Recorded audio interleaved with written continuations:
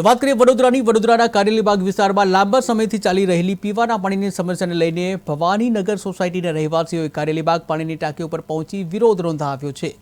વિરોધના સમાચાર મળતા જ સ્થાનિક કોર્પોરેટર અને શાસક પક્ષના નેતા મનોજ પટેલ તથા બંદિશ શાહ સ્થળ ઉપર પહોંચ્યા હતા અને સમસ્યાની કબૂલાત કરી।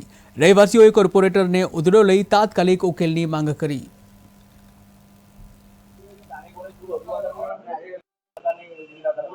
ભવાની અને આજુબાજુની સોસાયટીમાં પ્રોબ્લેમ પાણીનો છેલ્લા ઘણા સમયથી છે।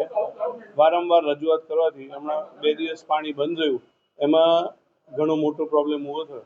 કાલે રક્ષાબંધન છે, કાલે રક્ષાબંધન હતી, એના કારણે આ 4 જણા આવ્યા નહોતા, જેમાં અધિકારી એમના ઘરે મોકલ્યા। આવી આમની રજૂઆત છે કે એમનો નંબર આપ્યો એટલે મોકલ્યા।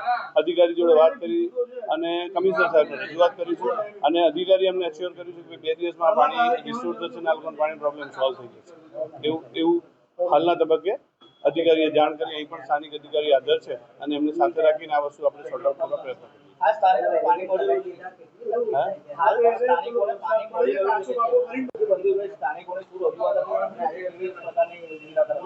ભવાની અને આજુબાજુની સોસાયટીમાં પ્રોબ્લેમ પાણીનો